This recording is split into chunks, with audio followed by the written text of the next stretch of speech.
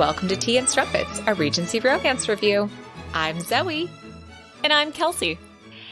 And today we've got an interview, which we really are so excited to share with you and can't wait to get to. But we do have an exciting announcement to make before we jump into that interview. Ooh, that's exciting, Zoe. Tell me more about this announcement. Well, if you all remember, Jeff and Will over at the Big Gay Fiction podcast have been doing a ton of Pride events all month. And if you haven't already checked them out, you should check them out because today, Thursday, June 25th, if you're listening to this on the day that it airs, there is something exciting airing on Jeff and Will's podcast, which you might really enjoy. So today they've got an episode with Joel Leslie, who is the narrator for a number of Cat Sebastian books. And their episode is going to be featuring her post-World War II set cozy mystery Hither page that she talked about. And so that segment, again, is going to be in the episode that comes out today. So you guys really might be interested in checking that out, and we highly recommend that you do. Awesome. Well, I know what I'm going to be doing later today. I know. Me too.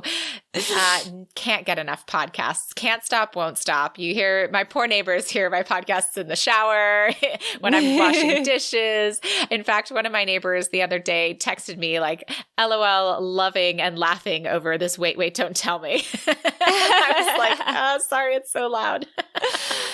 That's great. And to be fair, my coworkers are like, so Kelsey, tell me about some podcasts you're listening to, because I know you've listened to quite a few. Yes, there are so many, but they give me so much joy.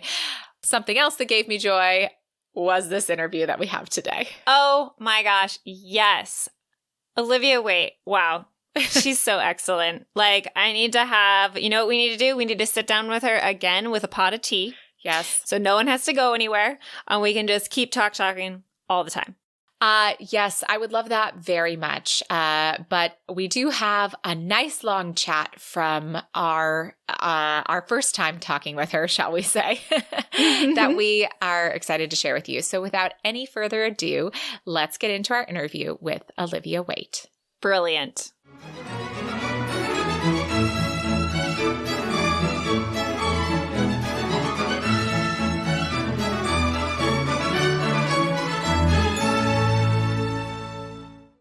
So today we are joined by the fabulous Olivia Waite. And actually, did I say Waite right? You did, yes.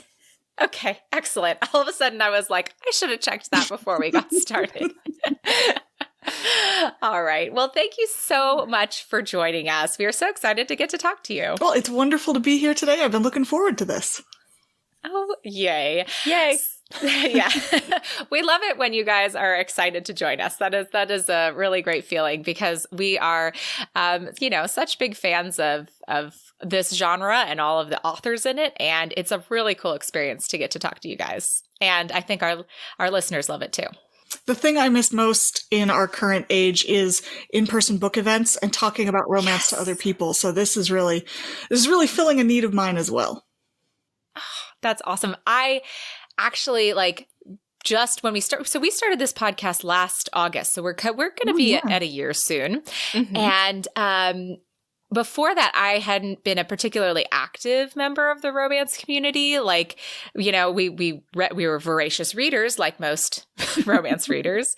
But I had just started going to in-person events and book signings and, the kind of conferences and the fairs. And I was like, loving that so much. And I feel the same. I'm very sad that we haven't gotten to experience that this year.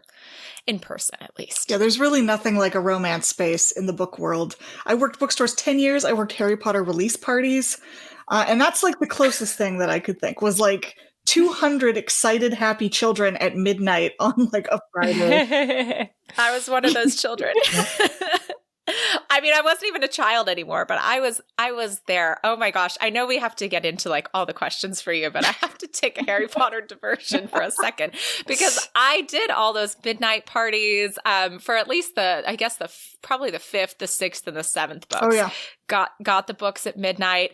I still even have a box. Like at Barnes and Noble, I asked them to take a box which said "Do not open until July 31st." I like saved one of those cardboard boxes. Man, yeah. That's great. My experience with book release parties was, yes, listen to this, is we went to the Breaking Dawn midnight release of the Twilight series. Oh. And we went all out. We put on our prom dresses and everything. Oh, like we were like, because the whole theme was like midnight prom or something. Yeah. And so we were like, oh, we're doing it up. And we had guy friends that came with us. They didn't know what they were coming for, but they came with us anyway. And we are like, dress up, guys. Got to wear like a nice shirt. No t-shirts here. We're looking fancy, please. Oh, that's wonderful. And we brought a girl who was like an exchange student from France, and she had no idea what we were doing. And we're like, put on the dress. You're coming with us. The bookstore where I used to work is actually like, they were advertising pre-orders for Midnight Sun that's coming out like in like August or something. And I was never a Twilight fan for bunches of reasons, although I'm a fan of Twilight criticism, which I know is weird. That's fair. That's fair. Really interesting conversations around Twilight that don't actually require me to read Twilight. Exactly. And they were advertising their pre-orders for this, and I realized a whole new wave of booksellers is going to experience this whole big book event kind of a thing. And I was like, it's the younger folk coming up, and like, you know, like an ancient because I've been in, Well, I mean, I think that you're totally right, though, when you say like that, just that there's nothing like a romance event, or maybe, you know, those book events are just so special, though. Like when you're around other people who love the same thing that you do in a moment of like pure excitement, like there's just something very cool and special about that. There is. And last summer I went to RWA Nationals in New York, and that was my first time doing a signing at RWA. So I'd worked all these big book events, and I'm like, oh, pish, I've done this hundreds of times. And I'd never been like one of the people signing at one of these, but like the Avon book signing in New York that summer was absolutely packed and nonstop for like 2 solid hours. And I just kind of looked around, and everybody else like on either side of me was like, oh, this is going to be fun. You'll see. And I'm like, oh, I'm prepared. And at the end of it, I'm like, I was not prepared. This was wild. I'm used to like running around the side and feeding off the energy of the crowd and getting water and running errands and like helping out. And this was like, no, you are on the stage of this thing. It's all happening around you. And it's a very different experience. I mean, it was still super fun, make no mistake, but it was definitely like, I was shaking a little at the time. I imagine that energy for sure. And there were a lot of things that have happened with RWA this year. And we're not here to necessarily talk about those, but Kelsey is located in San Francisco. So we were very excited to attend this year's. We're so excited. Oh, and then all the January just crushed everybody. It did. You know, is it weird? Like so sad. Is it weird that it feels quaint to be worried about a lot of that now? Like, I mean, don't get me wrong. Worrying about racism in RWA pretty much has a direct connection to everything that's happening right now, like today and yesterday and this week. But the whole like, oh yeah, we didn't have to worry about standing in a room with other people. Like, who knew that was going to be the big problem? Yeah. Yeah. So anyhow, let's try to shake that one off and move on to happier things, because we have so much that we want to talk to you about, and it feels like we could get lost very easily in talking. But we do like to break the ice, even though I feel like we've broken the ice with our toughest question that we think that we ask. So do you have a favorite romance novel? I have a lot of them, but I think the one I keep coming back to, especially like as I get older, is Jeannie Lin's Jade Temptress, which is the second of her Peking Li mystery romances. Tang Dynasty China. I mean, Jeannie Lin has written so many wonderful books. Like, throw a dartboard at any of her titles. Throw a dart at any of the titles. It's going to be a good book. But these two are particularly special, and especially the second one. You know how most romances, especially historicals, the build-up is the characters get more comfortable, more secure, and wealthier as the plot goes on. Like, the idea is, aha, at the end we have all of the money and all of the fancy clothes. Yes. And, like, we're happy and stable and safe. And Jade Temptress, they literally get less and less secure. And it's good. You want them to get rich. Money is a problem in this book. And the less they have of it, the better. And at the end, I guess it's a spoiler, but it's like at this point, it's like an 8-year-old book, so I'm sorry. But it's fine. It's fine. At the end, the hero uses, like, literally their last bunch of cash to buy an instrument for the heroine, like a musical instrument. And it's like, it's perfect. You're like, yes, we don't have to worry about any of that because it happens it's all set in, like, the pleasure quarter amid this economy of money and sex work and class and policing, and it's really, like, thorny and not in bribery and corruption are involved. Oof. And it just ends up being that the best way you can be with somebody is to not have to worry about any of that. And it's not like they have no future. They both have jobs. They bought a little tea shop. They're going to start running it instead of doing the things they were doing before, because he's a constable and she was a very high-end courtesan. And now they have this entirely different arc, and they're building it together, and they don't know what it's going to look like. And it is one of the most quietly triumphant things. And I cannot stop thinking about it. And I've read it at least twice, probably 3 times, and I'm due for another reread soon. And it's just gorgeous. I mean, it's beautifully written. It's heartbreakingly tender. Neither of them have any interest in falling in love, and they want nothing to do with any of this, and watching them slowly realize that there's nothing they can do, so they have to accept it and work with it. Oh, it's just beautiful. Oh, wow. You make me really want to set aside my current read and start that. But the one I'm reading right now it's an arc. It's about some ladies with bees. So anyhow, I don't know. Yeah, maybe I'll finish that one first.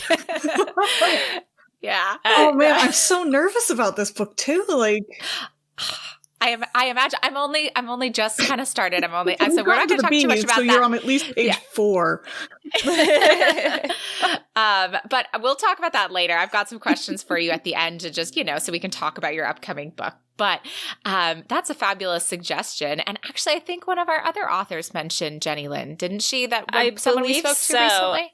I believe so. But then also when I was, preparing myself for this interview and I was looking over your website, I was reading one of your articles that you had there, and you had mentioned the Jade Temptress, and I immediately put it on one of our future reads for the podcast. Oh, good. It's so good. Oh, yay. And now I'm even more excited to hear you're like, it's my favorite. And I was like, oh, good, because it sounded so amazing. So I had already added it in, and I was like, when can I get this one on the podcast? Because we need to read this sooner rather than later. And I know Harlequin's reissuing the first one with a brand new cover on ebook in June or July. Because I realized I'm like, I have this in print but not in digital. I need to go look for it. And I'm like, oh my God, the new cover's amazing. It looks like a trade romance, but I think it's mass market. But it's beautiful. So I'm like, come out with the second one. Come on, guys. Because they initially canceled the print run of the second one. So I couldn't have that in print, which was especially frustrating because I had a chance to get the book and then I was going to be at an event with Jeannie Lynn. And I was going to get it signed and I was so excited. And they're like, we're not actually printing this one. I'm still bitter about it. I'm still really How rude of them. How rude. Yeah. Very, very rude. These decisions happen. She was very gracious about it. I was less gracious about it in my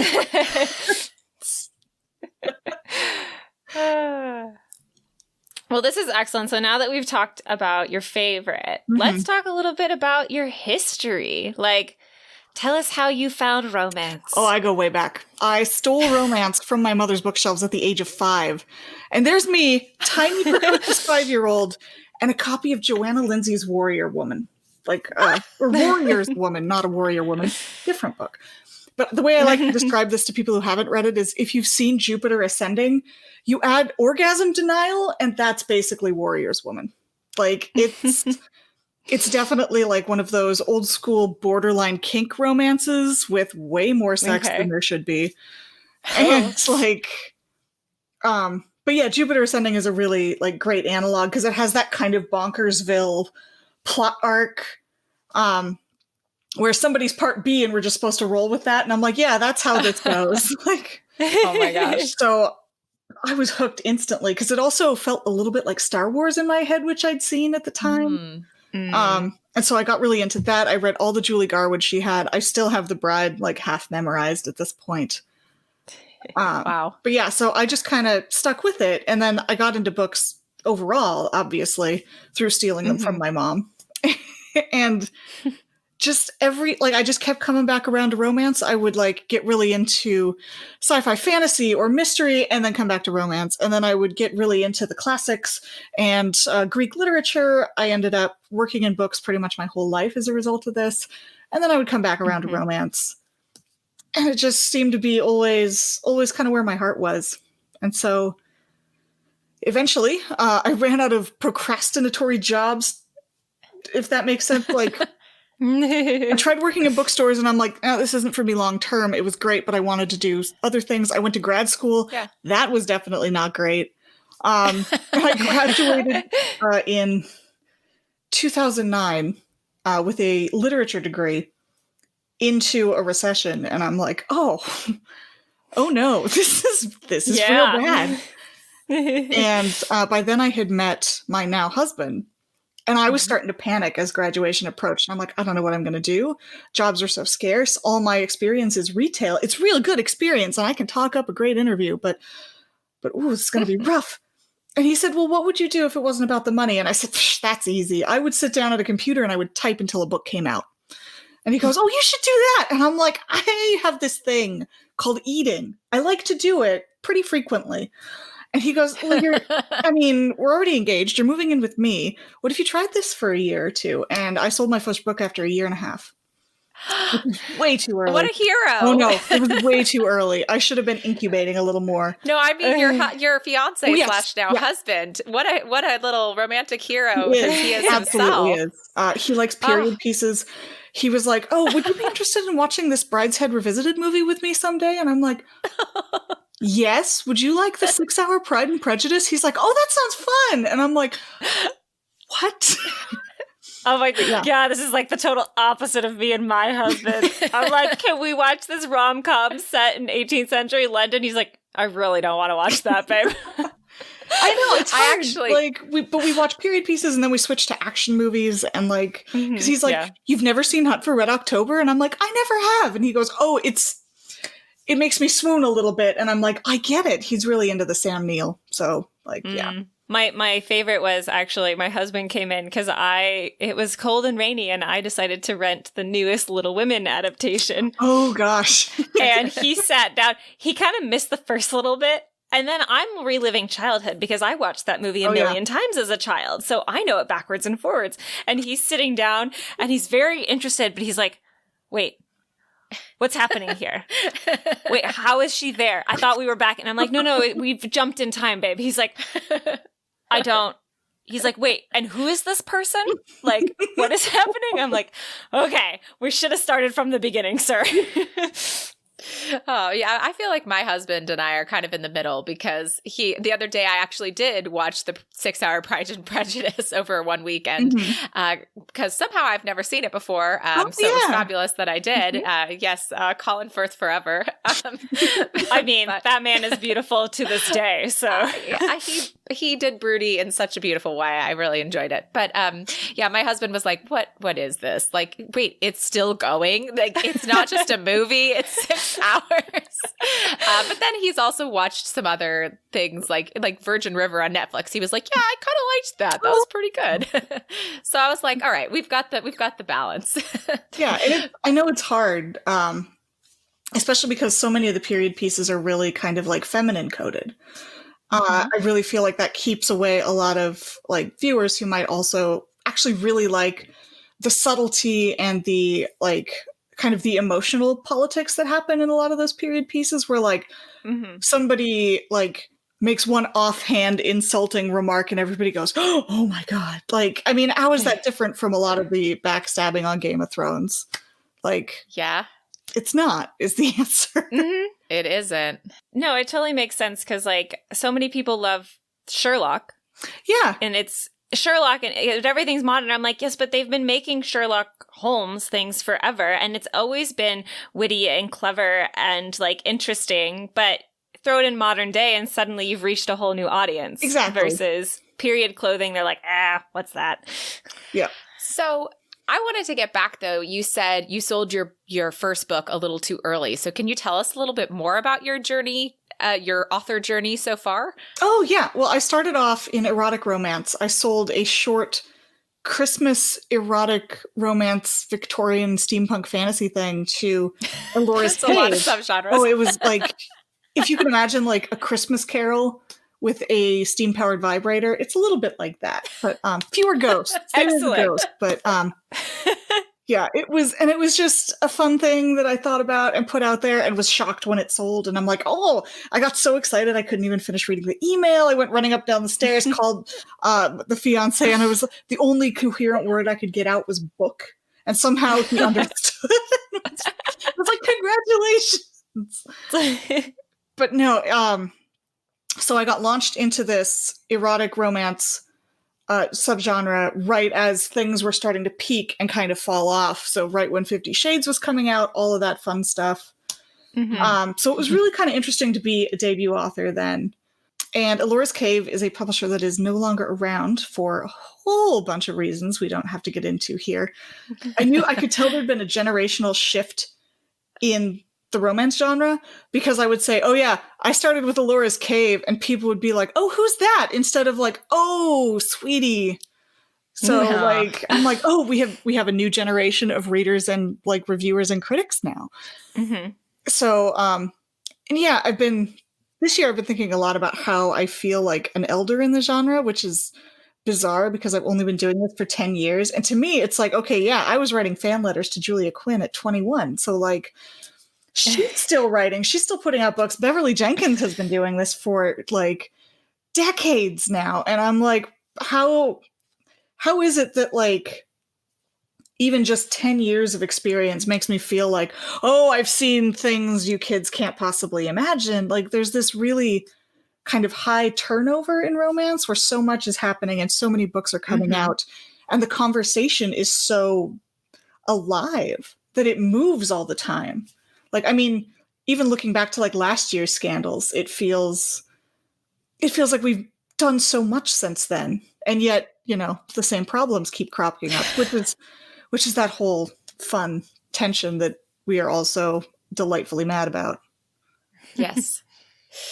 Delightfully mad is a lovely spin on how I think we feel, but it is still pretty accurate. I mean, I'm not mad yet. Yeah. So, and I don't think I'm ready to be not mad. But, so then your first book was with Ellora, you said, but you've had a lot of books since then. I have. It's true. I wrote 4 books with Ellora's Cave. I think, let me count. 5, 6. First chunk of books with Ellora's Cave. Got really burned out on sex scenes, it turns out. I can imagine that. I imagine they aren't easy to write. No, they're not. I mean, it helps if you're focusing on the characters, but even by the end of those, by like the last 2, I was starting to do things like, okay, well, like the last one, I started to add pegging because nobody in historicals had like added pegging that I'd seen. Mm-hmm. I was just starting to read queer romance, and this is while Ellora's Cave was slowly like tumbling down and having lawsuits and things, and that was a very rough year. It looked like my career was in shambles. It looked like the world itself was kind of in shambles. This was in 2014.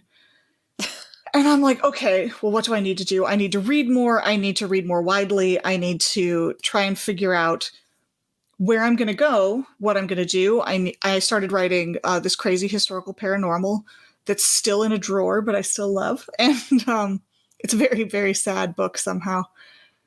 And in the midst of all this, I picked up a romance with a bisexual heroine for the first time.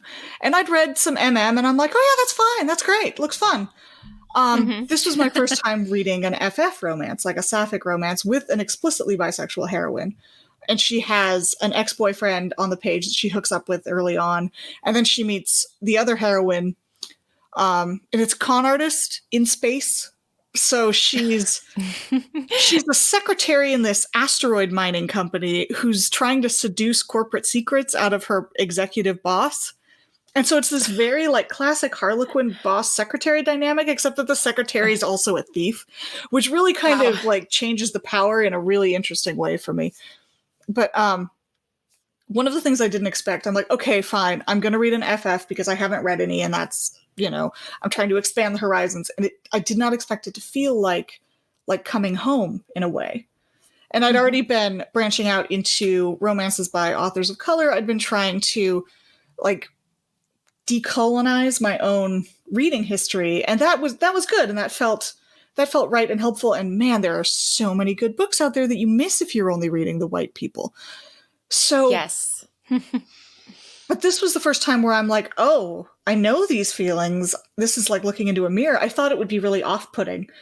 And instead I'm like, uh-oh, this is reflecting something back. And so I started to look back on my own life, and I started to realize, I've been bi this whole time, which is a hell of a thing to realize at like 35. Yeah. And I came out after the 2016 election, and I started looking for more FF romances because I read like 10 in a row, and I loved all of them, which of course is what happens when you're new to a genre. And then I started to get more picky, and I started to look for particular ones, and I wasn't seeing them, and I knew what I wanted this to sound like. And I started asking publicists to send it to me because I'd started reviewing by then as well. And I'm like, hey, do you have any of this? Do you have any like FF historicals? Any? And people were like, we don't. And eventually I'm like, I'd finished a manuscript. It was a fantasy romance based on Cupid and Psyche. And I sent it around to a bunch of editors and agents. And I'm like, okay, what do I write next? And I'm like, I just really want to read that FF historical. And I'm like, you're going to have to write the thing. You're just going to have to do it. Nobody's going to do it for you. You can work on this until something more commercial comes along. That's what you can do. Wow. I sold that book when it was barely half done.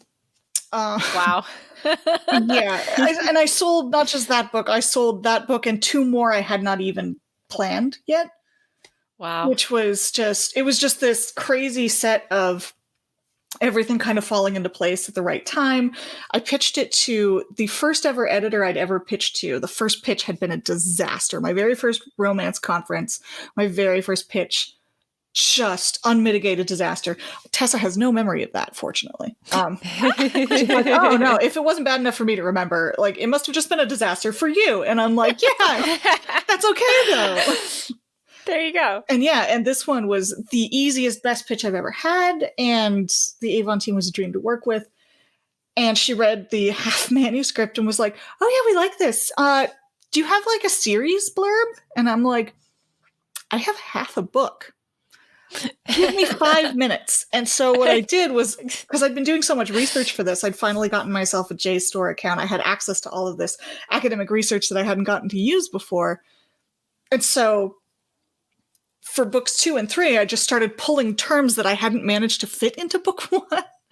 And then slowly this kind of narrative emerged, and this world full of people doing interesting things and being curious about the world and inventing things and doing actual jobs instead of like, the aristocratic Regency pattern, which is fun. But after 6 books of that, I felt like I'd said all I could say about that. I'd already started shifting into, well, what if this like Viscount's brother was like a painter? And what if the heroine had a mom who'd been a chemist and had invented a particular shade of paint? And so already I was kind of trying to pull away from this, like, our job is to sit around and look pretty kind of thing. Mm-hmm. And again, I love those books, but I had kind of come to the end of what I could say about that as an author. I needed to find things to think about elsewhere. And it turns out there's so much more history underneath those big tip of the iceberg dukes and aristocrats. And so the first book, I have a countess, Catherine, Countess of Moth. And books 2 and 3, like, I don't think book 3 even has an aristocrat in it at this point. Book 2 has like, there's a Viscount and a Viscountess kicking around, and we see Catherine again. But yeah, book 3 is like, it's just people. They do some work and con some people. And so I feel like it's the series is kind of tricking people into reading more of this broad history, because we tend to think about the aristocrats as being the ones with the money and therefore with the freedom and the power. But if you start looking at the actual history, you see a lot more queer people, and you see a lot more unconventional relationships, and you see a lot more racial diversity and just diversity of experience than you expect. And that's because the lower classes didn't care as much about, say, a woman's sexual reputation. No, you'd shack up, and then if you got married, that was great. And if you didn't, people would be like, well, I guess, you know. And of course, it varies. Like, are you in like the middle class where there's a huge urge to be respectable to kind of echo the aristocracy to try and like move upward that way? Or are you like, we're lucky to be able to eat today, so who cares what you're doing in bed, kind of a level of like poverty and instability? And it's really interesting to see how all of that interacts. And also it made me realize how much British law, because I actually found manuals for the magistrates at the time, and I'm like, aha, finally, I'll be a good author and I will learn how this governance system works. And the answer is they made it up the whole time. They made it up. It's all like common law. It's just all based on precedent. Nobody was trained. I mean, people, like, they had solicitors and barristers. They were trained, but they weren't the people sitting on these like judge benches. And it's just like crazy. And I tried to like, okay, I'm going to figure out what it means if you're a vicar and how the church hierarchy works. Same problem. And I'm like, why don't they tell us this? I thought I was a bad reader for not having decoded this system before. And it's like, oh, it was kind of a revelation. And I'm like, you know what? At this point, historical accuracy is just so dizzyingly wrong.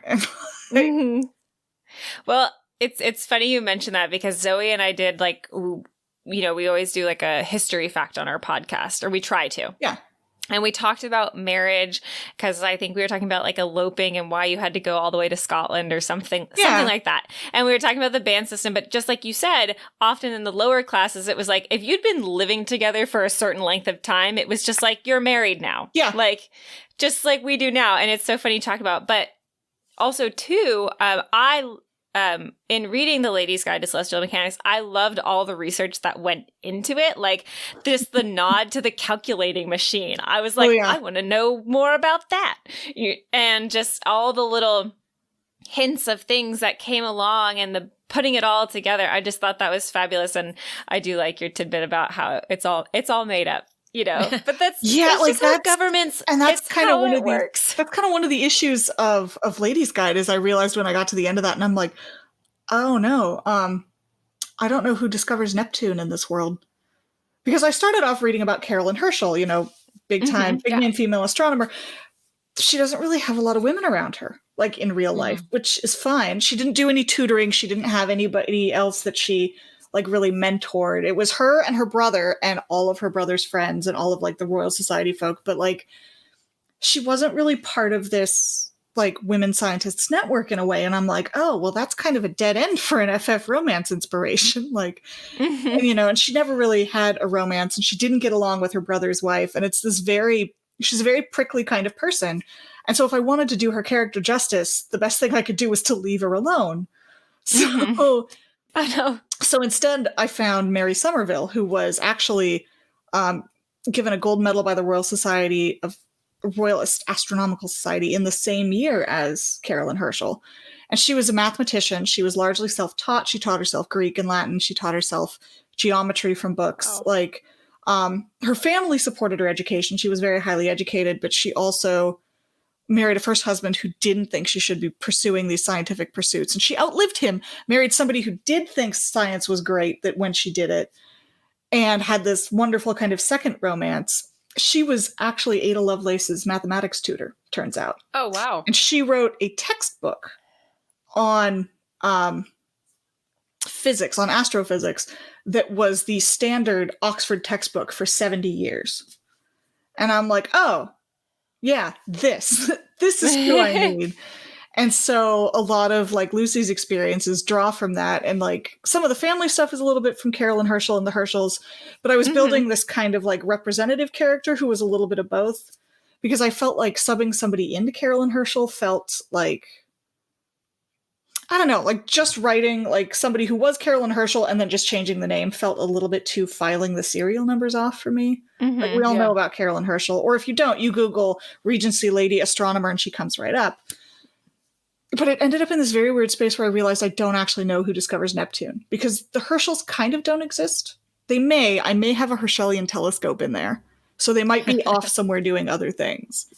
And then once I replaced Carolyn Herschel, I realized I could replace everybody else. So Joseph Banks is gone and Humphrey Davy is gone. And and so I get all of these like fun places to put people. But it turned into kind of an alternate history in a way. So it's a little bit like fantasy world building. I mean, I think it makes sense though, like as a reader, because then things fall into place, right? You know, like it works. And I also, as a voracious reader, I feel like we read so many of these books. I don't think we often know how much research goes into them or how little research goes into them, you know, because I think it can be both ways.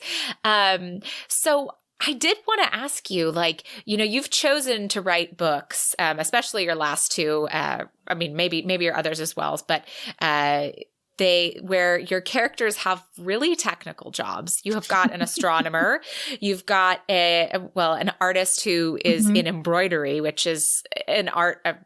Anyhow, I love embroidery, but I'm not good at it, but I love it.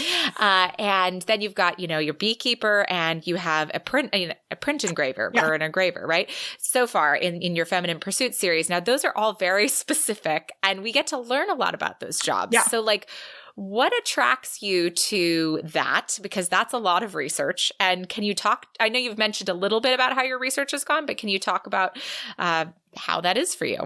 Well, I get really interested in the technical details, especially about things like how stuff is made.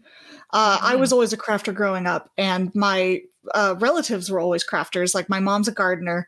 My great-grandmother was a beekeeper and she could cook anything. Like she had like just huge amount of knowledge. And so she was practically a farmer. She kept bees. They made their own, she and my great-grandfather made their own wine. It's this intensely like, it was basically like a miniature farm. They had like a small plot of land with corn and raspberries and beans and an orchard and like all this stuff. And then on my dad's side, my grandmother was a knitter, and she tatted lace, and she was a quilter as well. And so like I actually, I don't know if you can see it, but there's a blanket that is on the foot of this chair that I'm on, and it's woven by my grandmother and her friends from the Finnish Lutheran church in my dad's hometown. And it's like this great big linen blanket with a picture of the Finnish Lutheran church on it. And it's so this has been like kind of in my blood for a long time, and it's part of my experience. My grandmother taught me to crochet when I was really young. I did a lot of bead weaving. And I just I started to read more about things like that, about the history of clothing and the history of textiles and all of these material aspects, printed texts and ballads, things that are often very ephemeral. And so they get forgotten and they get left out of a lot of what we consider classic historical books. But there's a couple decades now that people have been bringing these back into the history and addressing them specifically from a feminist point of view. Yes. There's a book called The Subversive Thread by Roshika Parker, and it's just an amazing deep dive into fabric history from a feminist lens, and it is absolutely magical. It's a wonderful piece of scholarship, and it's really readable for scholarship. And so for me, I really get drawn to these occupations and these jobs that require a great deal of technical skill, but that don't have a lot of cultural glory associated with them. I find that very kind of personally resonant, and I find that very historically resonant. Plus, I actually really like describing things, and I get to describe so many things, and it's so fun. Like, the book I'm currently working on is book 3, and it's got a silk weaver and a piano tuner heroine, which is just so fun. And again, yes, these were jobs that just like plucked out of, like, I'm like, okay, and 3 is like Silk Weaver and a piano tuner, and Avon's like, yeah, we'll take it. And which is not just, I still can't believe that happened. I feel like I pulled a very careful con on somebody, and of course no. No, it's just like, I want to know more about piano tuning. Like, yeah, this is a very delicate art. I want to know about it. It is. It's very hard. A lot of piano tuners lose their hearing over time because they like spend so much time listening. And it's not just about the volume, it's about like the actual physical like strain of listening so intently and using your ears so much. Like but yeah, no, it's really fascinating business. And the 1820s is when like piano technology really started to take off. We're a few years away from the steel frames for the grand pianos, but there's so many innovations. There's patents, there's scam artists teaching piano. There's huge developments in not just the actual mechanisms, but in what kind of music is being played. We're on the cusp of the Romantic era in music. I couldn't quite fit Chopin in. I couldn't quite find the excuse, but yeah. But it's been really fun. So I think I'm drawn to these jobs because then they tell you so much about what a person is doing, and it's partly because I've always really strongly identified with my job. I don't feel that people have to identify with what they do for work. Like, if you do a job you don't much care about, but it puts food on the table and pays your rent, that's great. That's what we want. You don't have to identify with your work as a person. But I always have. And so I've always been really interested in jobs that are kind of all encompassing. So like being a writer is like that. Being a bookseller is like that. I identified as a student for a long time, and I thought I was going to end up in academia, which is also one of those professions you really have to sink a lot of yourself into. And that didn't work out so well. Well, we can resonate with that because although it's not my career anymore, Kelsey's still in the same career, but we were horse trainers. Oh yeah. So very specific, very passionate, very all consuming. Yes. So I no longer am doing that. I actually love my job that I have now too, which is great. But boy, do I miss it. Oh yeah. Yes. No, it's one of those things. I know within my relationship, it's something that like I have a partner who very much supports me because he knows that I love it. But at the same time, it's hard because I have to drop things and I have to randomly leave the house at 10 p.m. or at 8 p.m. because the horse needs medication. And so like, sorry, the evening is like, I'm going to have to spend an hour going to work and like, you can't stop me. So, and just like, just having, clients, horses, vets, fairies, like I'm constantly like, we had to like institute some rules about like phones being left certain places and because being it'll swallow up your whole life if you let it. And honestly, before I was in this type of relationship, it did. Yeah. Like, it was your life. It was my life. Is. Yeah. And it's like I had to, in the last couple years, I've kind of learned to live a life outside of it. And it's still kind of hard because I feel like I still have like a foot one way versus the other. Like I like having a life outside of it, but at the same time too, I still feel so drawn back into it. Zoe had to quit it cold turkey, so yeah. Well, yeah, my scenario was odd, and then we don't have time quite to go into that. But anyhow, I wanted to circle back again because we were talking about all of these specific jobs, and I think Kelsey and I can really identify with that as readers because of after having a specific job that you love so much, like I think reading about people who have a career that they're passionate about, I think even if you aren't passionate about your career is still just fascinating and really compelling. But what drew you to writing in this time period? Why not just write about today or, any other time period? I'm not sure. I've always been drawn to the historicals, like ever since I was little. Like I know I started with the Joanna Lindsay space romps, but something about historicals really grabbed me, and I think it's that the tension between like the public and the private world, which is much stronger in historical than it is in contemporary. And so it's not just a question of world building, because contemporary world building is something we don't talk about as much, but is absolutely true. We've all read books where it's like, this contemporary is so unrealistic, where like the small town has 18 cupcake bakeries and it's supposed to be a viable economy. Or a murder every day. A murder every day, yes. Midsummer murder's death rate problem. Like, Right? Who keeps moving to Midsummer? What?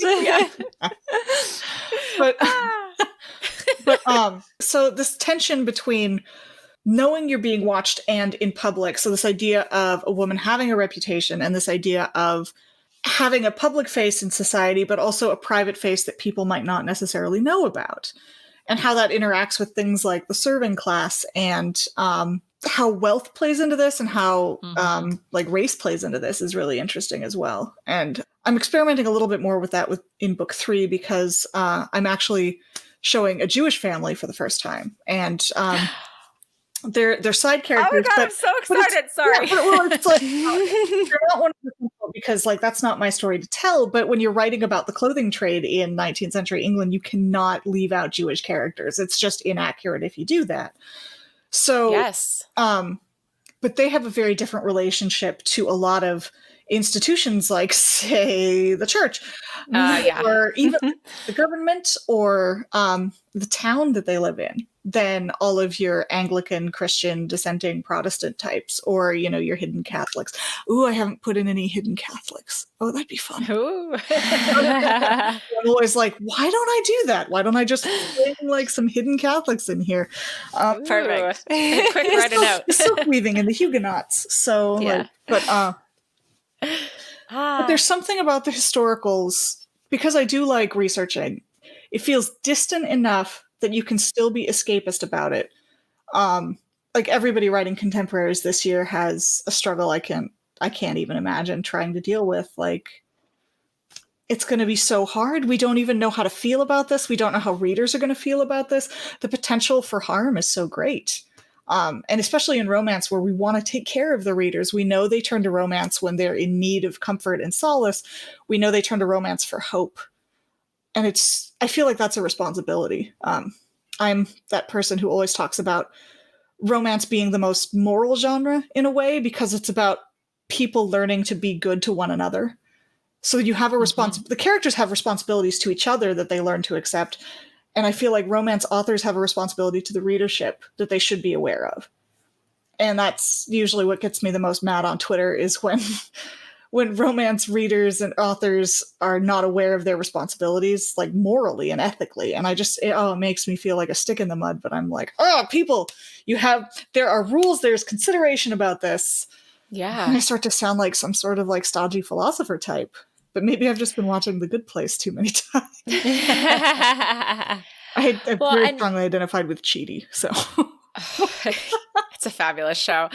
But, you know, when you said this earlier too, when it was like, you made some comment about when we just read the white, you know, section of maybe of romance, you're missing out on something. And I completely agree, because, and I don't think it's just the white, but it's also the white straight, you know, section of romance, and, because able-bodied. Absolutely. And that whole litany, yeah. And I feel like since we started this podcast, we have really looked at romance differently, just because before we were kind of auto-buy readers, where we were like, oh, this has got a Duke in it. Okay. You know, we're both pretty much stuck in historicals. But it's been such an exciting journey, I think, for me. And I would assume, Kelsey, you'd agree. But when we finally have started picking up, you know, romance that is not hetero, or, you know, and also featuring characters of different colors or backgrounds, or religious backgrounds, it's just, it's been so enriching, because you see the genre you like taken to a new level, and anytime, or sometimes it challenges your thinking and challenges some of your perception, you know, your preconceived things. And then you go, oh, wait a minute, this isn't good of me, you know, hopefully. That's at least my reaction, where I'm like, oh, wait, why did I think this? You know, why is this? You have that little metallic moment where you're like, oh. Yeah. Like when you bite down on tinfoil. Yeah, and it's so wonderful that something you love so much can also do that, can challenge you and can make you grow. Like, that's such a cool thing. And I feel like, you know, I don't know. I just feel like we've been enriched by reading in our genre, but still like expanding. And I've also been finding that now that I've been doing that, I've been less excited about some of the, some of the more traditional romances when they aren't that great. If they don't have that spark about them, I am less forgiving, shall we say, to them. Well, you start to realize how kind of boxed in they feel. And it's one thing to really do this masterful deep dive into the psychology of two rich white people. You can do that and make it really interesting. Do all of them do that? They don't. Mm-hmm. Is there a book that has surprised you most in this way that you found? Oh gosh. I think it was probably I don't know. I'm probably band Sinister, maybe, by KJ Charles, where I just was like, I mean, that was, we haven't read that many. I would say I've read a handful of, LGBTQ historicals, but to be fair, there is only a small section of LGBTQ historicals, really, it seems. Comparatively, yeah. And so I want to get back around to that in a minute. But yeah, that one, it just was so delightful. It was, it taught me a lot of things about, male romance that I hadn't considered before. The cast of characters in general was just so diverse and so interesting. Yeah. And them getting to have this moment of them being like all in a safe space was just really cool. And I think there was one couple too that Kelsey and I were discussing because we were like, wait a minute, is it a trans man? Is it a trans woman? Is it, I'm confused. And then we were like, it doesn't fucking matter. Like, let's just, like it. Yeah. It the character matter. Was great. Yeah. And the book was great. And I mean, but you also get into other things like not just the diversity, but just, the talking of sensitive subject matter. We further talk about it on a different episode. We talk about just like the consent that you have in that book. Yeah.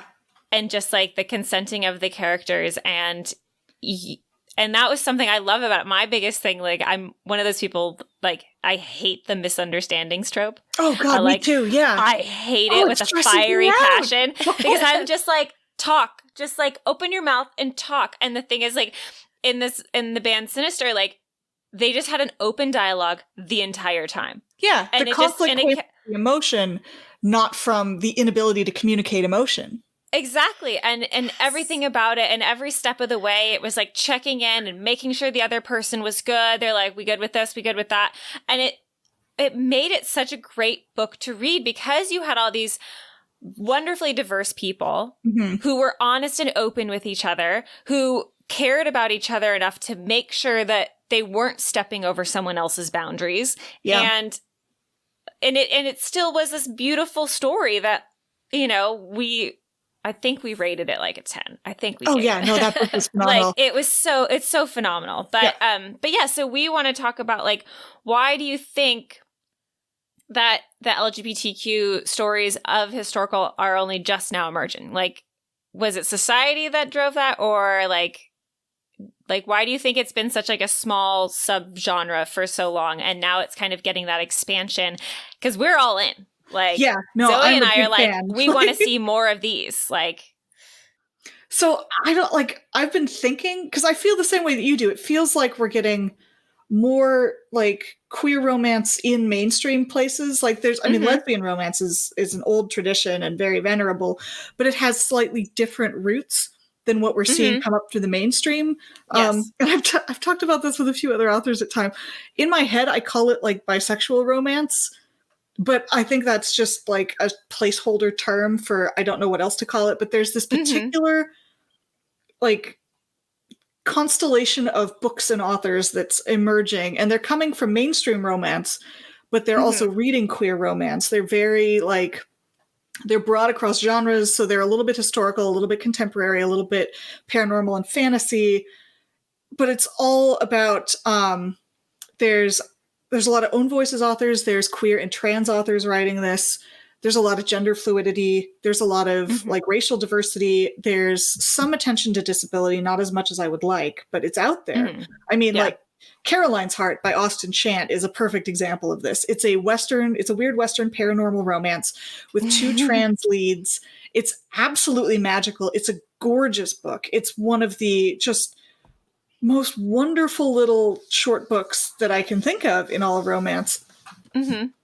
But a lot of these books seem to be about not just showing the love story between two people, but showing a sort of survival and endurance and flourishing even in the midst of great challenges to somebody's human identity or personhood.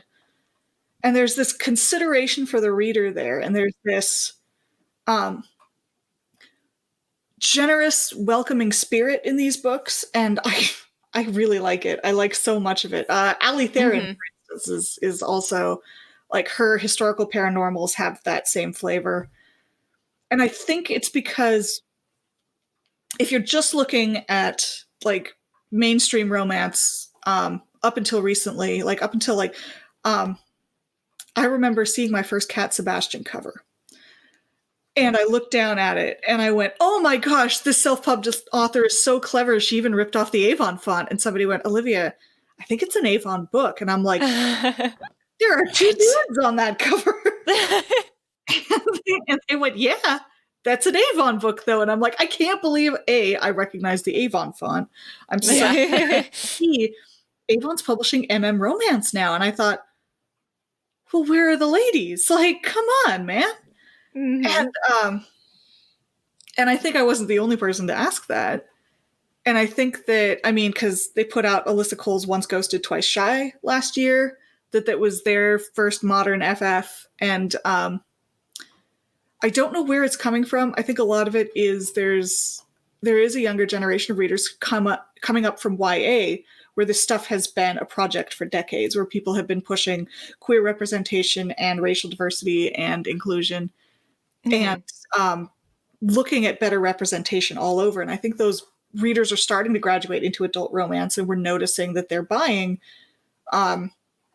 based on a lot of those same patterns. They want books that reflect their lived experience. They want books that speak to them and the people that they know in their lives. Mm-hmm. And so I think what we're seeing is like the first indication that publishing as a whole is starting to grapple with that. And they could be doing a much better job, but it's not as bad as it was. And that leaves us in kind of this limbo space. But I don't know why it's happening. I just feel so lucky to be here when it is. I do feel like we're living in a golden age of romance right now. And maybe that's because we need hope now more than we've needed it in my lifetime. Like 2020, my God, have you been able to read things that aren't romance? Because I have not. No. I can barely read the news. That's the most difficult genre to read right now. Well, and talking along those lines too, because, there is some, and I've been guilty of it too, where like I picked up a book and was kind of had a hard time getting through it because I couldn't figure out how the happily ever after was going to work. Yeah. And that upset me because like part of the reason we turn to romance is because we know it's going to be tied neatly with a bow at the end. Mm-hmm. And so when you have queer romance, the happily ever after is different. So what would you say to people that, are kind of like, well, this can't be a good romance because it doesn't have the quote unquote correct happily ever after? Yeah, there was a comment that I saw like a year and a half ago from somebody on one of the RWA forums, and it showed that what they were saying was they were trying to defend the happily for now by saying, well, you don't need an HEA because some people can't get married. And that's when I realized there's a whole group of readers out there who believe that HEA requires marriage and babies. Like, absolutely, it's built into the rules. And I'm like, oh, that's not how I'd been using it. And that's not how a lot of people had been using it. Like, we're like, oh, yes, these characters have committed their lives together. They have plans to talk about the future. They want to be together for like some kind of like acknowledged commitment is what I meant by happily ever after. But you realize not only is there this group of readers that thinks you're implying marriage and babies, but that they assume that you're using it that way too. And so like there's this huge gap in communication that was happening because we were all using the same term to mean these different things. And I was just like, oh, I don't know how to approach this from a discourse standpoint. Like, how do you solve that? And it is harder in queer romance. And I think because you can't say, oh, well, obviously they're going to get married no matter what. It gives you this freedom where if they don't, if you take marriage off the table, and this is what I found, and I will always have to credit Farrell Mendelssohn. Her book Spring Awakening was the first one where she really kind of handled this in a way that I was like, oh my God, that's great. And Spring Awakening is this lovely, very classic, like Austen-esque FF set in Manchester. And I've basically been thinking about it ever since I read it. And you're going to go back and read it and you're going to be like, oh yeah, she's like, Olivia is talking to all these different scenes at various points in her book. Like, it's definitely very much a thing I'm still responding to as an author. Just like Alyssa Cole, just like Rose Lerner, just like Courtney Milan. These are things I consider conversations. Like, the books they put out into the world make me think, and then I kind of try and reflect back on those and like add something else to the conversation. So which is one of my favorite things about romance. And it's one reason why we can talk about dukes so long, is because people are actually having a conversation about dukes. What does it mean to be a duke? What does it mean to have this kind of power? What do we want from a partner with this amount of like strength and responsibility and authority? Like, how do we cope with that? So Farrah Mendelssohn had this story of two women and managed to tie it up at the end in a way that felt historically plausible, and also was something more than just, hooray, we've said I love you. And I thought, oh, well, of course you could do that. Of course there's like, and it was so specific to the characters. And that really was a lesson for me as an author. It's like, what you need is not for two people to stand up in a church. What you need is for these two people to build something together that indicates a shared life. You just need that sense of a new project starting, or that sense of being at the beginning of something. Because that's really what a marriage is. It's not necessarily the words you say. We all know that what a marriage means is two people are starting something new. Mm-hmm. And so if you have that, then whatever you call it, the reader is still going to feel that emotional catharsis. They're going to get that satisfaction, whether or not they have, scribbled their names in a parish register somewhere. We actually discussed that. It's funny hearing you say that, because we read The Lady's Guide a couple weeks ago on our podcast, although it hasn't aired yet, but a couple weeks before this is coming out. And we talked exactly about that at the ending, about how they had this shared project together, which was, it felt romantic and right for those two characters. And that was the lesson of Farrah Mendelssohn. Well, so great. And there was also a part of it, and this is something I didn't mention, but it's something I kind of read into, was, the characters, like Catherine in Lady's Guide, she was like, oh, well, my husband couldn't leave me because we were legally tied together in marriage, and then comparing that to modern day, where people do treat marriage as like kind of, you can take it or leave it. Like, you can always get out of it very easily. Some people don't go into marriage thinking of it as a long-term commitment. That's like, I'm committed until it doesn't work out anymore. Versus later in the book, you had this beautiful passage, which I think I did include in the synopsis, where, they were, I can't remember which character said it, but, they mentioned we have to choose each other every day and like choose each other over and over again. And I'm choosing you. And I was like, yes, but that's what a marriage should be. Like, I've chosen you, and I'm going to continue to choose you every day, but you don't need a piece of paper to make that choice. And I just thought it was such a good, and then in the end for them to like have their like, way of permanently being together and like showing that commitment in like a more tangible way that closer to what we're used to, I thought was great. But it's still, for me, it was the moment where it's like, but I choose you, and I'm going to continue to choose you over and over again. Yep. And this is something that comes out in Waspish Widows as well a lot, this conflict between like what the law says is allowed and permitted and what people believe is right and what people are capable of. So this idea of like legal marriage.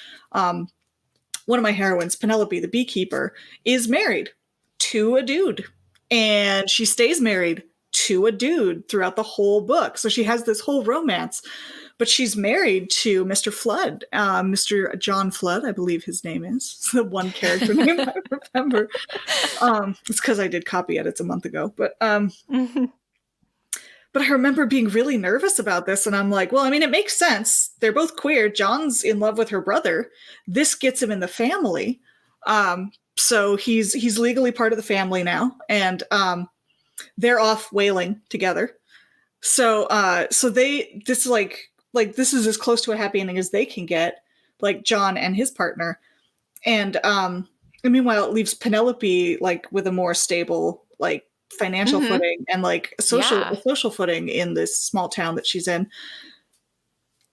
But like, I remember talking to my editor and being like, are people going to be really mad because the heroine's married to somebody else and it's technically adultery? And she goes, Olivia, the readers who are worried about like adultery in their historical romance are not going to pick up your FF. Do not worry about it. You are fine. Like, oh, that's true. That's so true. Oh my gosh. I was like, oh, great. So they can be buddies. Huzzah. So, do you think, for writing happily ever afters in the past, do you think that it's maybe, or would you agree or disagree with the statement that it's easier to write a female happily ever after?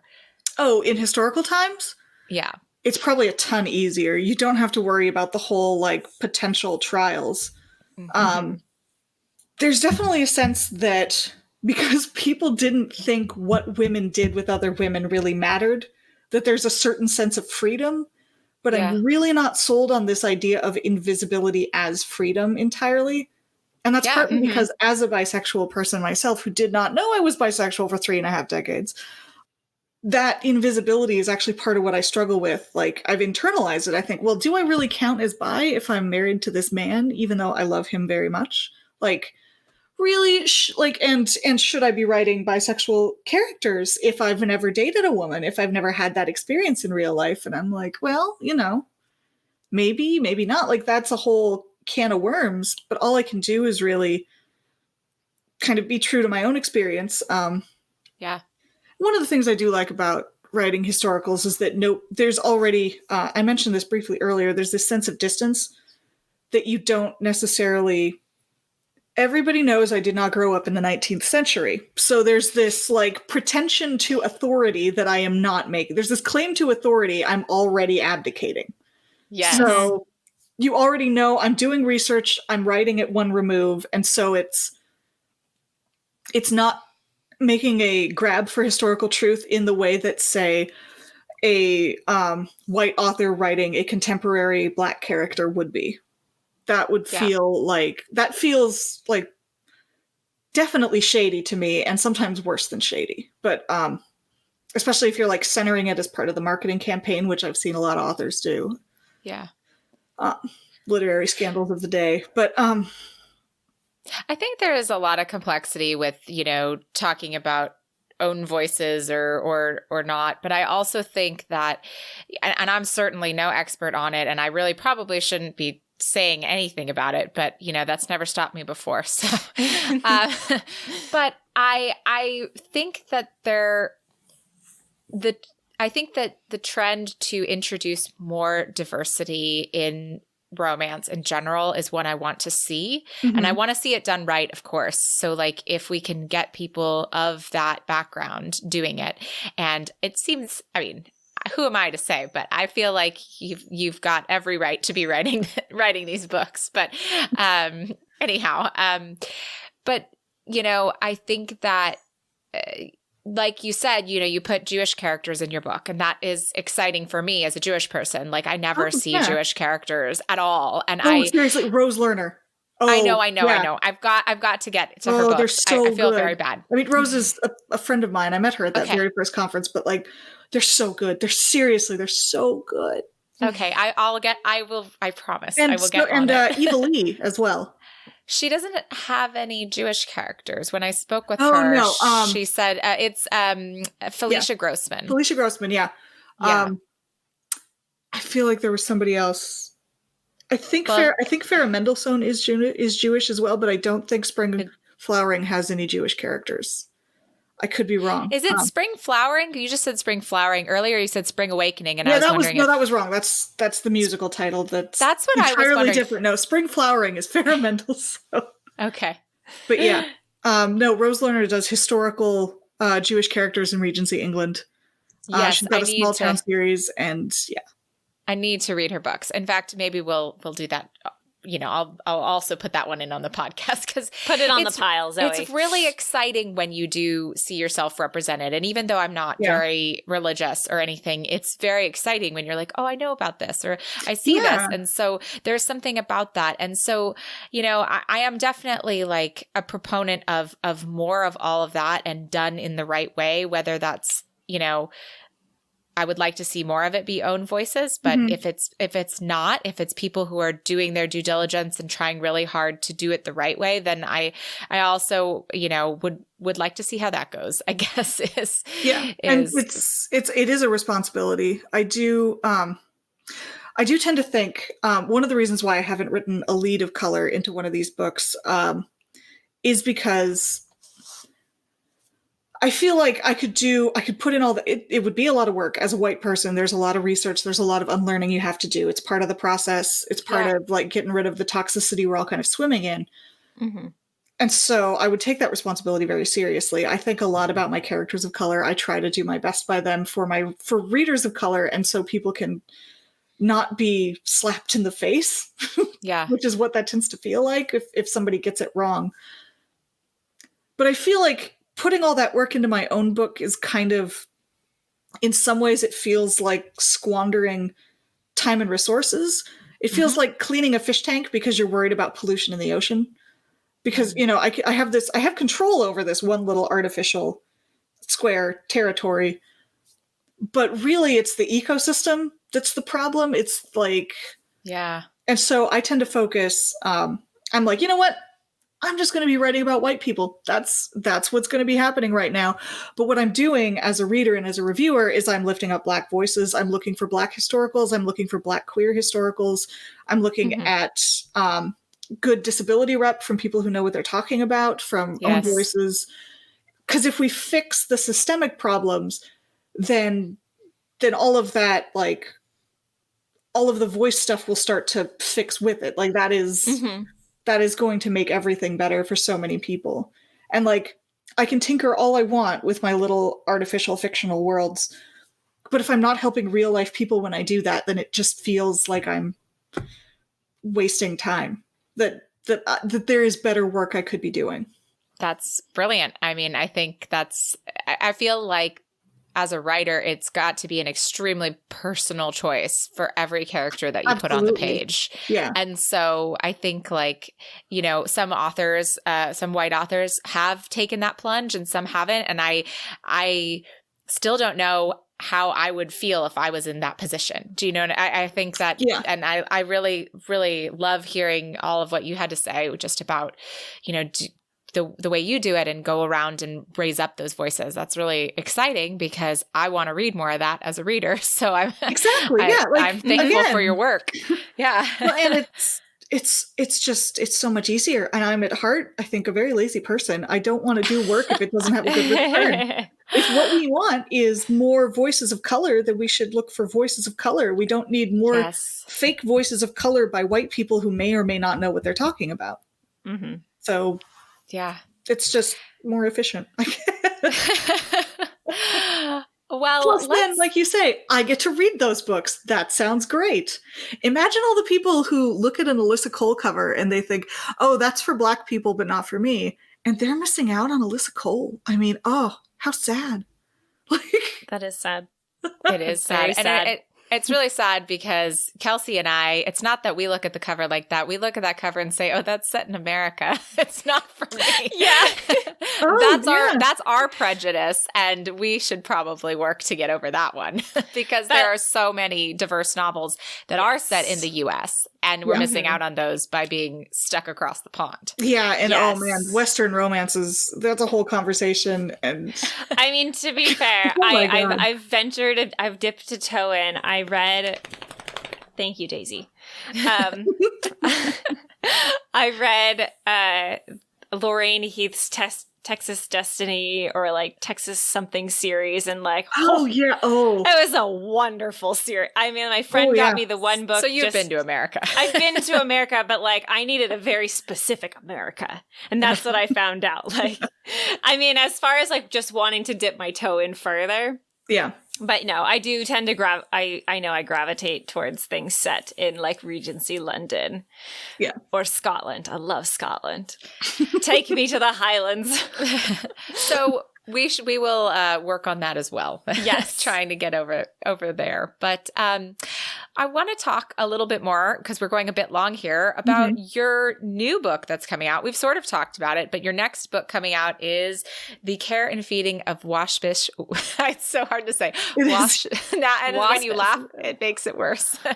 The Care and Feeding of Waspish Widows, which is maybe the best title ever. I don't know. Oh yeah, that title was Rose. Like, I was having the worst time coming up with titles. Oh and my gosh. she put some words together, and I was just like, oh my God. There was like a middle phrase as well. Like, I forget what it was. It was slightly longer, and I showed it to my editor, and she took out 2 words in the middle, and we had The Care and Feeding of Waspish Widows. And I was like, oh yeah, I want to write that. I already have. Great. But oh no, fabulous title. I think when we first talked about it coming out, we're like, okay, we're reading this based on the title alone. We don't need to know anything else. And that's kind of my goal for this series, because like Ladies Guide was so easy to title. That was like the one time when I just like, oh, of course it's called this. And it's so pretty and sparkly. And when you tell people that title, they gasp and their eyes light up. And I'm like, I want all of my titles for this series to do that. And it's very hard. Care and Feeding really did it. I don't want to say the title for book 3 yet.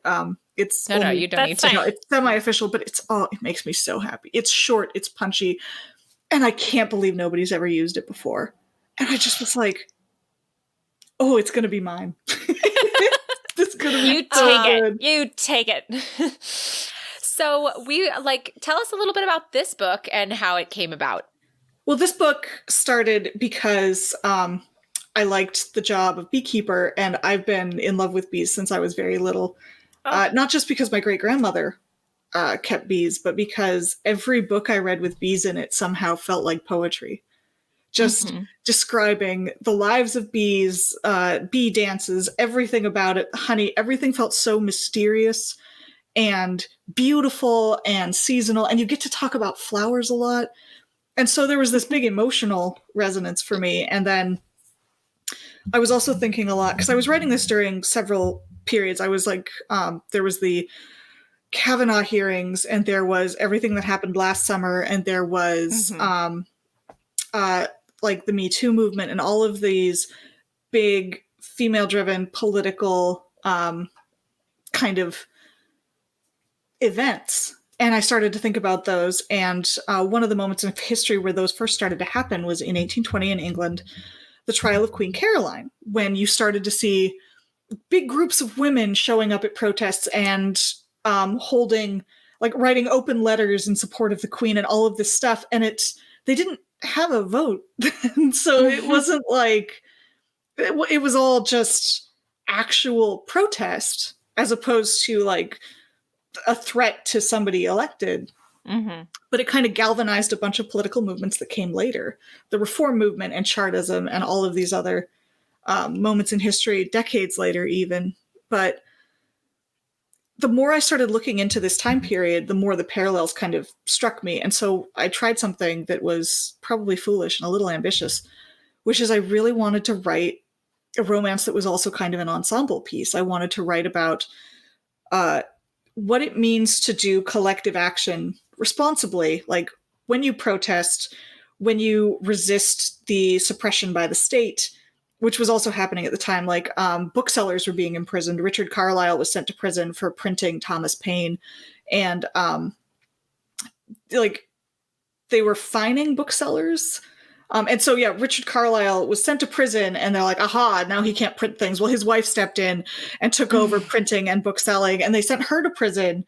And then their employee, Susanna, stepped up and started taking over. And because of the women of this movement, his bookshop was able to survive, and all of these reform-minded voices were still able to speak out in the face of like actual government suppression. And it was really in the same year we were having conversations about female, like the sexual double standard in the royal couple, in the king and queen, whose adulteries counted, whose adulteries mattered, why it matters that he's trying to divorce her via an act of parliament.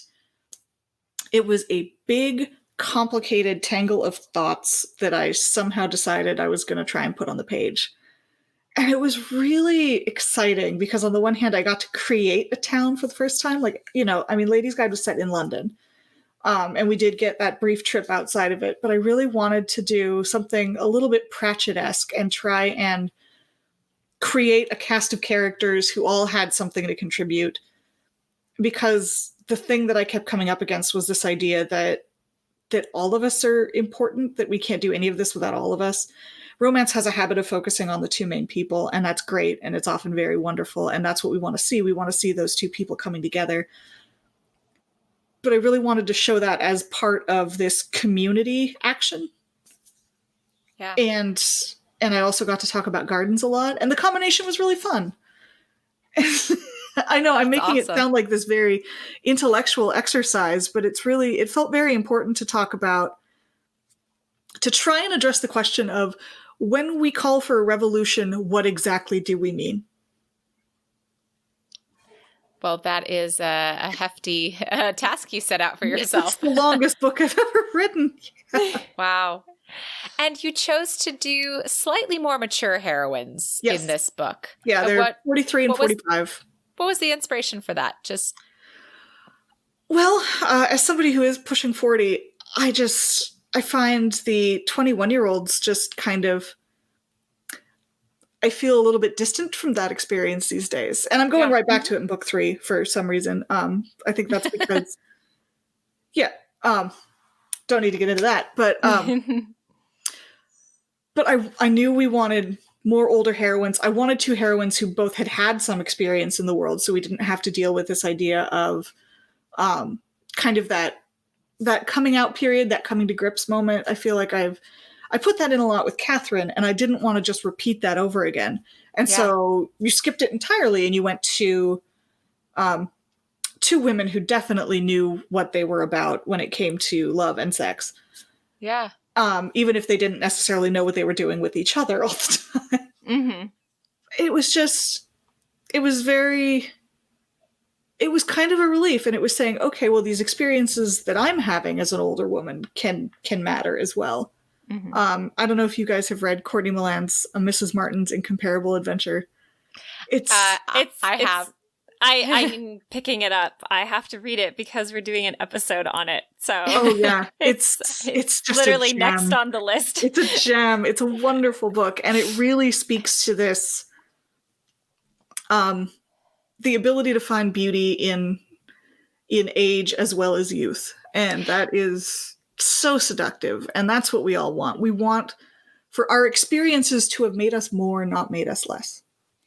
Yes, I as someone who has just recently, like a couple days ago, finished it, I completely, like, there's just that passage that she has about the tree, the bark of the, okay. Oh, so Kelsey hasn't read it yet, but it's just the tree. Anyhow, but actually that episode is going to air 1 week before this, so our listeners will have already listened to it. Yeah, perfect. They'll know what they'll know what y'all are talking about. I need to read the book. Yeah. Well, you are in for a treat, Kelsey. It is score. Yeah. And I mean, it was a Courtney Milan thing. I felt it was pretty solid. Yeah, for sure. For sure. So, well, that's really exciting. And I, like I said, am about a third of the way into it, into Waspus Widows, because I was lucky enough to get an ARC approved to me. So I'm really enjoying, and I'm just like now really want to get back to reading it, because I am so proud of the end of that book. Like, I'm like, okay, maybe, well, no spoilers. It was ambitious. I was trying a lot of things. We'll see if they worked, but the ending, I'm so proud. Proud. That's fabulous. You should be. You should always be proud, but that's like really exciting to hear. And now I cannot wait to get to that ending. So, but that book doesn't come out. I think it was supposed to come out in June originally, but now it comes out in July. End of July, yeah. End of July. So it's still not that far away. Yeah. No, when everything started happening in like January, February, everybody's release dates kind of got bumped a month. So I noticed that but trend. The audiobook for Ladies Guide's coming out June. Ooh, ooh. And the audiobook for Waspish Widows comes out that same release day. So both of those will be available in audio by the end of the summer. Oh, that's fabulous. That is really great. So then we're going to wrap up a little bit here, but like, what's next for you? Well, I'm not sure. I'm working on book 3, and then I get to roam a little farther afield, I think. I have some projects. I always have. I'm one of those authors. I have a list a mile long of things I want to write someday, and it's just a question of which one I'm going to write next.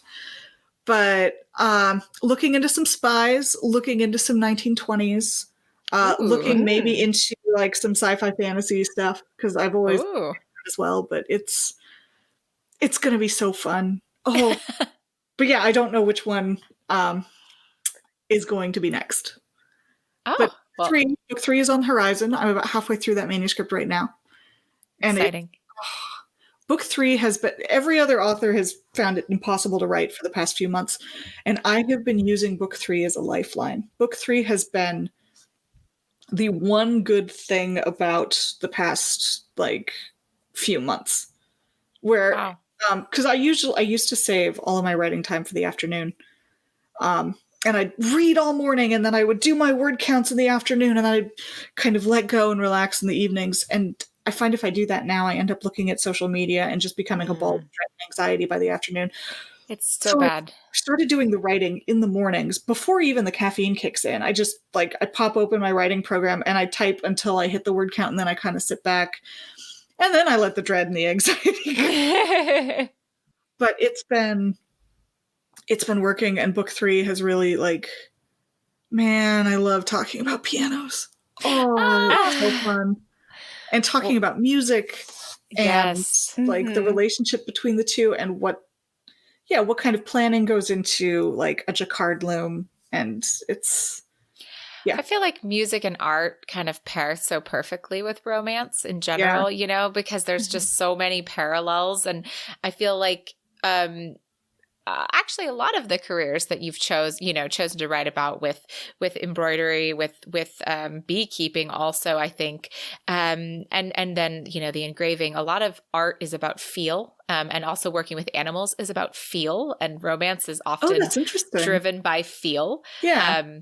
We talk a lot about feel as horseback riders. Yes, because, we do. Because you have to, because that's how you communicate with the horse. Mm-hmm. Absolutely. And I mean, it is like you're trying to feel every little muscle that's underneath you. So I just think that is, it's a really beautiful thing when you think about the feelings that music evokes in you, or the feeling that you have to put into playing music. And so, or just talking about music. So that's exciting. Yeah. Now I'm really excited for that book too. Oh yeah, I know there's a whole like musical family, and there's a whole like found family of silk weavers. It's real fun. It's really fun. Oh yay. Oh, that's awesome. Well, we'll be very excited to pick that up. Everybody can pick up number 2. Well, and this series in particular, I'm designing it less like a linear series and more like a carousel, so you can hop on at any point and just ride it all the way around. That's so great. It's very welcoming. You don't need to have read book 1. You can pick up book 2 or 3 first. So excellent. That's great. Yeah. Well, thank you so much for being here with us. This has been such a delight. You guys are both so thoughtful and so engaged, and this was just an absolute pleasure. So thank you so much for hosting. Well, we are so welcome. We've had so much fun with you. And before we let you go, where can people find you? You can find me on my website, oliviawaite.com. You can find me on Twitter at O_Waite, WAITE. And I have a newsletter, tinyletter/Olivia Waite. It goes out twice a month these days. It's usually full of research tidbits and book recommendations. and list of curated links, like the really fun stuff I found in corners of the internet. So it's really like, and book news, of course, but mostly the fun stuff. Ooh. So yeah. That's fabulous. Well, thank you again so much. I wish we could talk all day, but we easily could have. Yeah, we could. But I know we all have things that we could get to. So we were so happy to have you, and just thank you. Well, thank you again. Have a wonderful afternoon.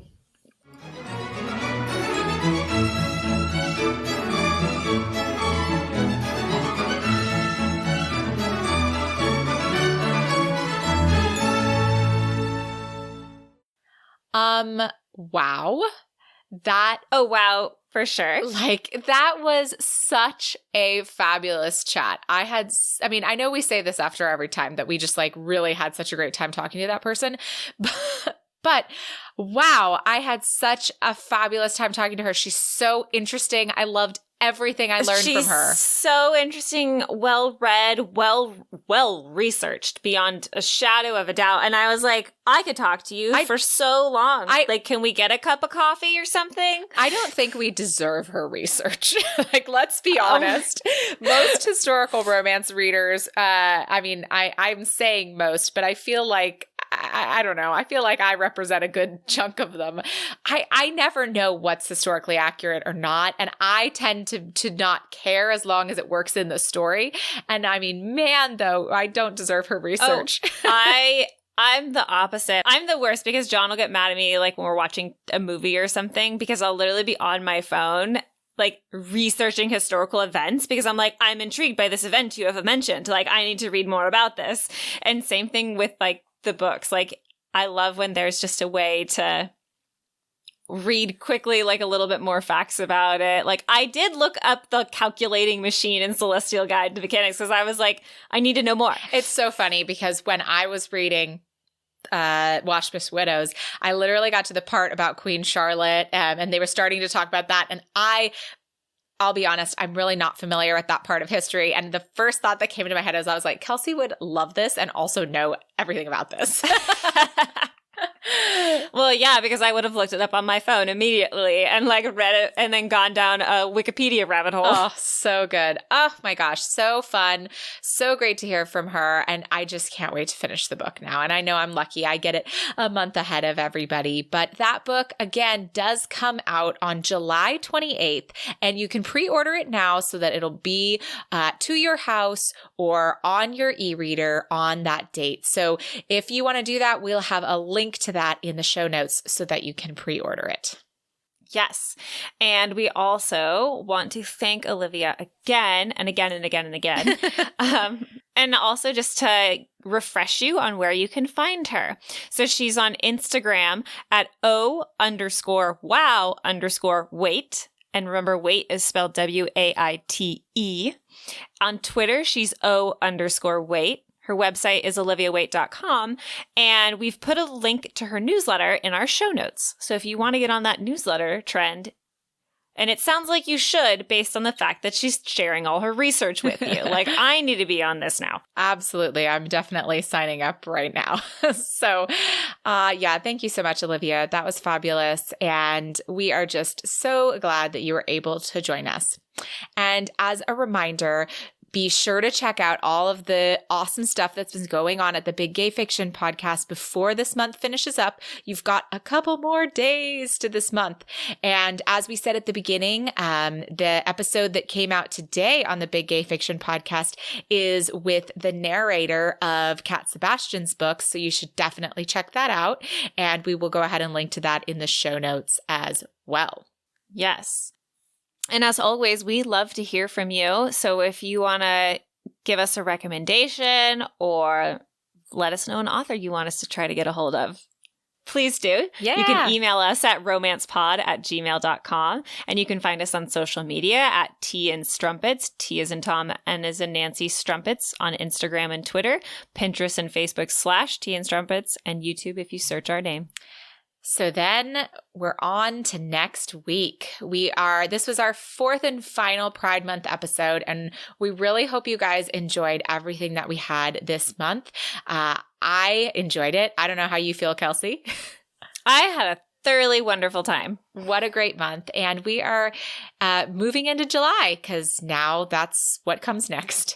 And so what are we reading next week? So next week, we're going to be reading Flowers from the Storm by Laura Kinsale, which is Scarlett Peckham's favorite book, and we could not resist immediately putting it on the calendar. Yes. So, I mean, she said it's a bit of a crier, so I'm preparing with my tissues. But, you know, who doesn't need a good cathartic cry right now? right? I think that'd be very good. Yeah, so I am so very excited to pick that one up. It's going to be a little different than the stuff we've read this month, which has been a little lighter. And so it's something a little bit different. And again, thank you so much to Olivia Waite for joining us. Thank you all for listening, and join us next week as we read Flowers from the Storm by Laura Kinsale. And may all your ever afters end happily.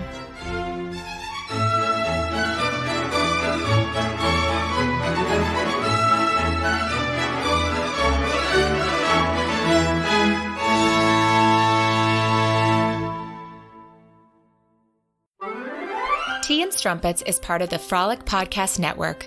Find more podcasts you'll love at frolic.media/podcasts.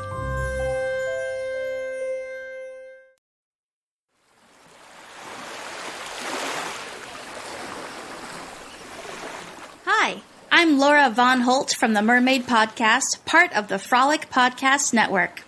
The Mermaid Podcast is, you guessed it, all about mermaids. I cover everything from mermaid legend and history to mermaids in pop culture, movies, and TV. My guests include mermaid experts, mermaid historians, mermaid authors, mermaid charities, mermaid tale makers, and even professional mermaids. Yes, being a mermaid is a real job. It turns out that talking about mermaids is kind of like playing that Kevin Bacon game. You start with mermaids, and within 6 degrees or less, you end up connecting mermaids to almost any other topic in the world. Things you never would have thought of all lead back to mermaids. Like religion, and mummies, and a few English queens.